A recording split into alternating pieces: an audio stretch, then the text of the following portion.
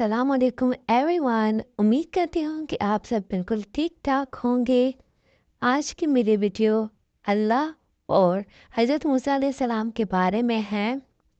एक बार मूसा अलैहिस्सलाम ने अल्लाह से पूछा कि या अल्लाह, जितना मैं आपके करीब हूँ, आपसे बात कर सकता हूँ, इतना कोई और करीब है? अल्लाह ताला ने फरमाया, ए मूसा, एक उम्मत मोहम्मद सल्लल्लाहु अलैहि वसल्लम की होगी और उस उम्मत को एक महीना ऐसा मिलेगा जिसमें वो खुश्क होंठों, प्यासी ज़ुबान, सूखी हुई आंखें, भूखे पेट जब इफ्तार करने बैठेगी, तब मैं उनके बहुत करीब हूँगा। मूसा, तुम्हारे और मेरे दरमियान 70 पर्दों का फासला है, लेकिन इफ्तार के वक्त उस उम्मत और मेरे दरमियान एक पर्दे का फासला भी नहीं होगा, और जो दुआ वो मांगेंगे उसे कबूल करना मेरी जिम्मेदारी होगी।